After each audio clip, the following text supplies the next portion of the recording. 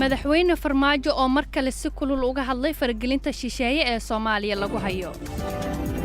faahfaahin ka soo baxaya saraakiil iyo dagaalamayaal al-shabaab looga dilay gobolka Shabeellada Dhexe. militariga Soomaaliya oo xoojiyay dhaqdhaqaaqyada ay ka sameynayaan deegaanada u dhow degmada Afgooye ee gobolka Shabeellada Hoose. saraakiisha Puntland oo ka digay al-shabaab iyo Daacish horle oo gudaha magaalada Boosaaso ee gobolka Bari ku qulqulaya. qabanqaabada munaasabad ay qof dumar ah markii ugu horeysay xilka duqa magaalada Beledweyne kula wareegayso oo gobolka Hiiraan ka socota. ku soo dhawaada dhageystayaal warkii oo fidsan. madaxweynaha Soomaaliya Maxamed Cabdullaahi Farmaajo ayaa mar kale waxa uu si kulul uga hadlay faragelinta shisheeyuhu ay ku hayaan arrimaha Soomaaliya. wariyaheena Axmed Maxamed Ibraahim hayno faahfaahiyo warkan. maxamed cabdullaahi farmaajo madaxweynaha dowladda Soomaaliya oo ka hadlayay faragelinta shisheeyaha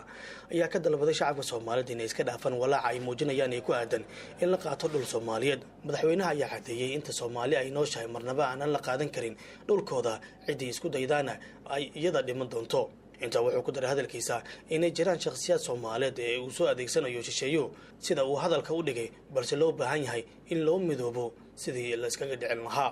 annaga waxaan nahay hal qowmiyadaas magaceeda dalka la yiraahdaa dalkaasna waa dal khayraad badan dadkiisana waa idinka oo hadda cid walba leedahay waxaan u baahnaan lahayn dhig Soomaali oo kulul in lagu shubo marmar waxa maqlaysaa dalkeena waa la qaadanaya dowladda Hiblaaga qaadanaysa war adiga hadda nooshahay dalkaaga loo qaadanaya adaa noolay adigu hadda isdiibto ama aad dhimato waa sax waa la qaadan dalkaaga dalka dal fiican weyn laakiin hadda soo taagan tahay Soomaali waxeeda qofkii u yimaada isaga u dhimanaya qabkiina kor u qaada kalsooni lahaada dad Soomaali ah oo la adeegsado waa jiraan oo shay adeegsado dadkaas hal meel aan uga soo wareejsan waliba waa jireen dalkeena dal kale malihin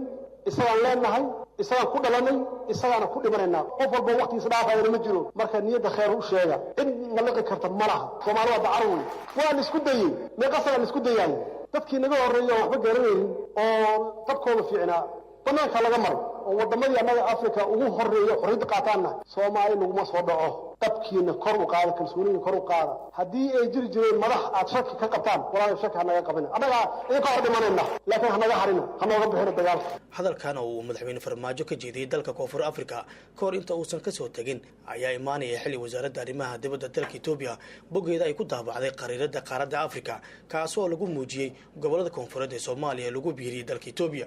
arrintan ay ka dhalatay hadalhayn fara badan inkastoo markii dambe wasiirka arrimaha dibadda Soomaaliya Ambassador Axmed Ciise Cabad uu ka hadlay una sheegay in Itoobiya ay kala hadleen qariirada ay soo bandhigeen hay'adaheena ay baari doonaan sababaha arrintaasi ka dambeysay. faahfaahinno ayaa ka soo baxaya saraakiil iyo dagaalamayaal al-shabaab looga dilay gobolka Shabeellada Dhexe kadib markii dadka deegaanka oo iskood u hubeysan ay la dagaalameen. Shamis Xasan Haaruun warkan hayno faahfaahiso. waxaa faahfaahin laga helayaa dagaal saraakiil iyo ajaanib looga dilay al-shabaab oo ka dhacay deegaano ka tirsan gobolka Shabeellada Dhexe. dagaalka ayaa u dhexeeyay qaar dadka deegaanka kamid ah oo hubeysan macawisleyna loo yaqaano iyo al-shabaab waxaana uu ku dhex maray tuulo lagu magacaabo Xagarey oo qiyaastii 40 kiiloomitir u jirta Cadalle. saacadood dagaalku socday kadib ayaa al-shabaab laga dilay ku dhawaad 5 xubnood oo saraakiil iyo dagaalamayaal isugu jira. waxaa sidoo kale looga furtay hub iyadoo laga saaray deegaanka Xagarey inkastoo macawisleydu dib uga baxeen halkii al-shabaab ay ka saareen. sidaa waxaa ka yeelan u sheegay afayeenka macawisleyda Yuusuf Axmed Weyne. 5 maalmaha looga dilay iyagana waa kala farxadeen ciidamadii howlgalkaas qaadana iyagoo dad qabay ay ku soo noqdeen fadhigoori magarad. waxaa keenay sidaad ogtahaba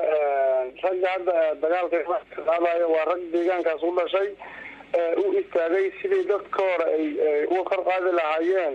gumaadka ay ummadda Soomaaliyeed ku hayaan adawgaas al-shabaab oo xoolahooda la banaysanayaan dadkoodana ay dilayaan. saas darteed ayay waxay u istaageen waxaan lagu khalifayaa SLB anagu awoodaydu waxa waayay in adawga meel aan ugu tagno ku dilno fadli dowladda Soomaaliya ugu ogtahay aanan joognaa hadda saytar ahaan waxaan awood u leenahay inaan adawga ma joogo aan ku weerarno waxaan ku gaarsiin aan ku gaarsiino kadibna aan fadligeena ku soo laabano maadaama aan dal unugu wadankayna adawgaas dadka ku hayo aan u damqannay. dhowr jeer oo hore ayaa sidan oo kale deegaano ka tirsan gobolka Shabeellada Dhexe waxaa ku dagaalamay al-shabaab iyo dadka macawisleyda loo yaqaano ee iskood isku hubeeyay. sanadkii hore ayaana markii u horeysay uu dagaalkoodu bilowday. waxaase jirta in dadka dagaalka kula jira al-shabaab ay sheegtaan taageero la'aan dhanka dawladda ah. militariga Soomaaliyana waxa ay xoojiyeen dhaqaaqyada ay ka sameynayaan deegaanada ku dhow degmada Afgooye oo ka tirsan gobolka Shabeellada Hoose, halkaas oo ay kula dagaalamayaan dagaalameel ka tirsan xarakada al-shabaab. waryaheena Axmed Abuukar Sabriye ayaa warkaana inooga soo diray Afgooye. sida ay xaqiijiyeen saraakiil ka tirsan militariga Soomaaliya ee ku sugan Shabeellaha Hoose, ciidamada dawladda ayaa dhaqdhaqaaqyo ciidan oo xoogan waxa ay ka bilaabeen duleedyada deegaanada Sabiid iyo Bariire oo dhawaan siyaabo kala duwan ay ciidanka deegaanadaasi ugala wareegeen al-shabaab. waxaana dhaqdhaqaaqadaasi ay saraakiisha ku sheegeen inuu yahay mid looga hortagayo in ay al-shabaab weeraro ka geystaan deegaanada Sabiid iyo Bariire, maadaama ay hore halkaasi al-shabaab uga geysteen dhowr weerar, taasi oo sababtay in uu dagaal culus ku dhex maro al-shabaab iyo ciidanka dawladda ee gacanta ku haya deegaanadaasi. dadka deegaanada Sabiid iyo Bariire ku kala nool ayaa iyaguna dhankooda nala wadaagay in ay baqdin ka muujinayaan dushooda inuu dagaal ku dhex maro al-shabaab iyo ciidanka dawladda mar kale oo horey shacabka oo khasaare hantiyadeed ay uga soo gaartay dagaallo halkaasi uga dhacay. warar kale oo aan helayno ayaa iyaguna sheegaya in ay xubno ka tirsan al-shabaab dhankooda dhaqdhaqaaqyo ciidan ka sameynayaan deegaanada ay gobolka ka maamulaan, gaar ahaan kuwa kaabiga ku haya Sabiid iyo Bariire oo ay ka mid tahay degmada Awdheegle. waxaana si gaar ah dhaqdhaqaaqyadaasi ay al-shabaab sameynayaan looga dareemayaa inta u dhaxaysa Awdheegle iyo Bariire, sida ay noo xaqiijiyeen dad si joogto ah ugu safra halkaasi. saraakiisha Puntland ayaa ka digay shabaab iyo daacish hor leh oo gudaha u gala magaalada Boosaaso ee gobolka Bari. Cumar Maxamed Soomane warkan ay noo faahfaahiyo. saraakiisha laamaha amniga maamulka Puntland ayaa maanta shaaciyay digniino ku wajahan in gudaha magaalada Boosaaso ay soo galeen dagaalamayaal ka tirsan al-shabaab iyo daacish oo ay sheegeen inay ka soo carareen duqeymaha diyaaradaha dagaalka Mareykanka ay ka geysanayeen 24 saac ee la soo dhaafay deegaano ka tirsan Buuraleyda Galgala ee gobolka Bari, halkaas oo ay fariisimo ku leeyihiin al-shabaab iyo daacish. warkan digniinta ayaa yimid kadib markii saraakiisha laamaha amniga ay sheegeen inay heleen xogo dheeraad ah oo ku saabsan in gudaha magaalada Boosaaso loogaga shakisan yahay inay yimaadeen dagaalyahanada daacish iyo al-shabaab, maadaama dhowr jeer deegaanada Buuraleyda ay ka dhaceen duqeymo lagu bartilmaameedsanayay dagaalamayaashaasi. wasiirka amniga maamulka Puntland Cabdisamed Maxamed Galan iyo taliyaha ciidanka booliska Puntland Generaal Muxyidiin Axmed Muuse oo ku sugan magaalada Boosaaso ayaa shaaca ka qaaday in ciidamo hor leh oo kuwa amniga la geeyay magaalada Boosaaso si ay uga qayb qaataan xaqiijinta amniga, maadaama mar walba dagaalamayaasha daacish iyo al-shabaab fal amniga lagu waxyeeleyn karo ay gudaha magaalada ka geysan karaan. laamaha amniga ayaa shacabka ugu baaqay in ay soo wargeliyaan cid kasta oo ay u arkaan inay ka qayb qaadanayso khataraha dhanka amniga magaalada Boosaaso. ma ahan markii ugu horeysay ee sidan oo kale ay saraakiisha laamaha amniga Puntland ay u soo saaraan digniino ku wajahan khataraha al-shabaab iyo daacish kadib duqeymaha diyaaradaha dagaalka Mareykanka ay ka fuliyeen Buuraleyda Golis oo ay al-shabaab iyo daacish fariisimo xoog leh ay ku leeyihiin. qabanqaabada munaasabada ay qof dumar ah markii ugu horeysay xilka duqa Beledweyne kula wareegayso ayaa waxa ay ka socotaa gobolka Hiiraan. Cismaan Aadan Carays ayaa Beledweyne warkan ka soo diray. xafladani xilka ay kala wareegayaan duqii hore ee magaalada Beledweyne Qadar Xasan Afrax iyo marwada loo magacaabay duqa magaalada Beledweyne Safiya Xasan Cali ayaa waxay ka soconaysaa xarunta maamulka gobolka Hiiraan, iyadoo xafladani ay ka soo qayb galayaan mas'uuliyiin ka socota maamulka gobolka Hiiraan oo iyaga maalmihii dambe ku sugnaa magaalada Beledweyne xarunta gobolka Hiiraan kana mid ahaa wafdigii la socday madaxweynaha maamulka Hirshabeelle Maxamed Cabdi Waare.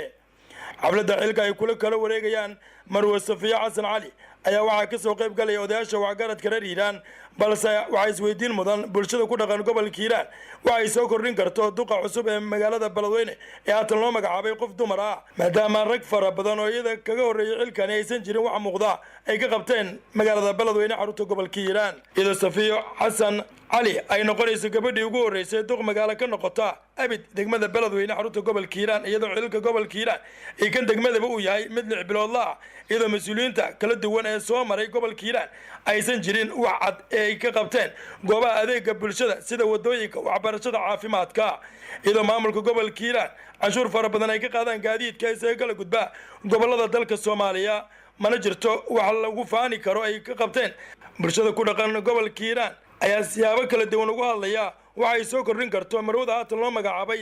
duqa degmada beledweyne iyadoo la ogsoon yahay xilliga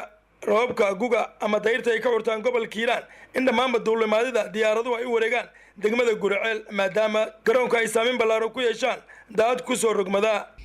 guud ahaan war wixii dalkay dibadda naga soo gaaray ciyaare waa naga